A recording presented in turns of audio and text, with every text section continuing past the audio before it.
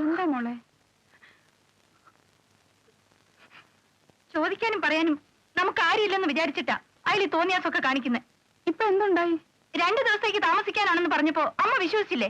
ഇപ്പോഴെന്തായി? വഴി നടക്കാൻ വയ്യ, ഓഫീസിൽ ഇരിക്കാൻ വയ്യ, വീട്ടിൽ കയറാൻ വയ്യ. അങ്ങനെ ഇങ്ങ് വിട്ടുകൊടുക്കാനൊന്നും ഞാൻ വിചാരിച്ചിട്ടില്ല. അമ്മാവന് കത്തെഴുതണം. അയ്യോ, വരട്ടെ. രാധയെടുത്ത് പറഞ്ഞ നേരാ. 2 പൊട്ടിച്ചാലേ അയാൾ വിവരം അറിയും. അത് വേണം മോളെ. ദാമൂട്ടം വല്ലാത്ത ഒരാളാ. വെട്ടൊന്ന് തുണ്ടൻ 2. അതാ പ്രകൃതം. ആ പ്രകൃതം ഉള്ളതുകൊണ്ടാ അമ്മാവന് കത്തെഴുതുന്നത്. അങ്ങനെ ഒരു മനസമാധാനവും ഇല്ലാതായിരിക്കുന്നു അങ്കിൾ. ഞാനും അമ്മയും വിചാരിച്ചിട്ട് എന്ത് നടക്കാൻ? അതുകൊണ്ട് യാതൊരു ഉപേക്ഷയും കാണിക്കാതെ അങ്കിൾ എത്രയും പെട്ടെന്ന് വന്നേ മതിയാവൂ. ഈ കാർക്കോടകൻ പണിക്കരെ തുരത്തിയിട്ടേ അങ്കിൾ തിരിച്ചു പോകാവൂ. എന്തായാലും വരുമെന്ന പ്രതീക്ഷയോടെ ഞങ്ങൾ എല്ലാവരും കാത്തിരിക്കുന്നു. സ്വന്തം മീര.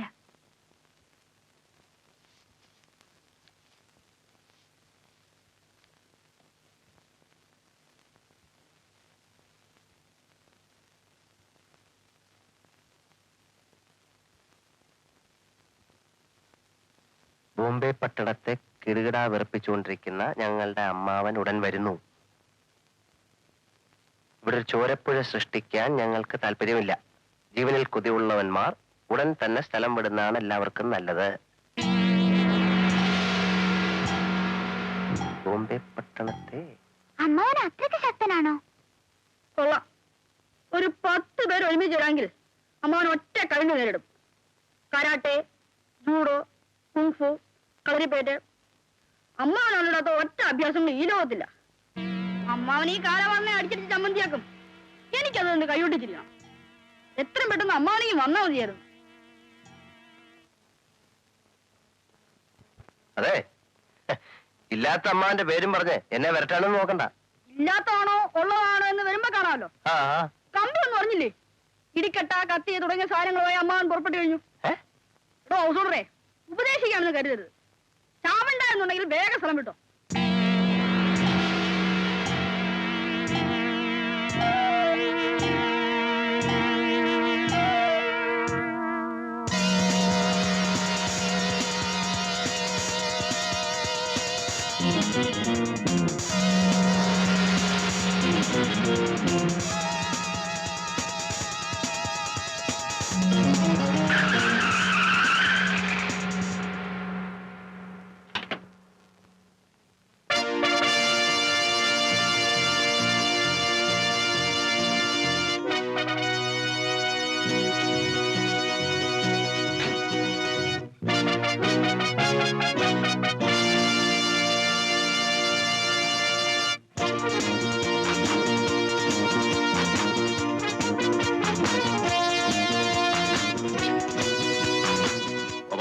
പണിക്കർ,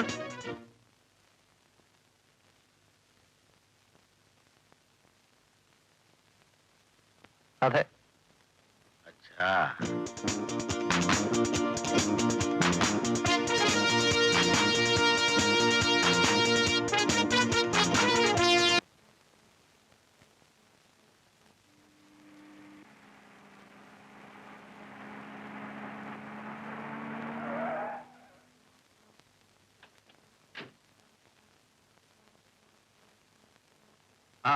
എന്തായാലോ തന്റെ ഇഞ്ചക്ഷനും ഓപ്പറേഷനും ഒക്കെ? ശല്യപ്പെടുത്തി ഒഴിപ്പിക്കാനുള്ള തന്ത്രം ഏതാണ്ട് ഫലിച്ചു വരികയായിരുന്നു വക്കീലെ.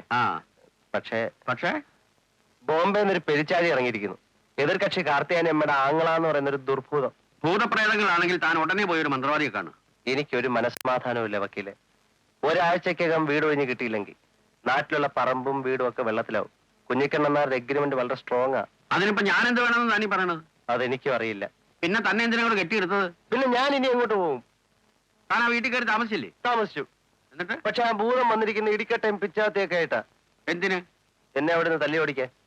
അത് ശരി. അപ്പൊ പേടിച്ചോടി വന്നിരിക്കുകയാണല്ലേ? പേടിയൊന്നുമില്ല, പക്ഷേ പേടിയാണ്.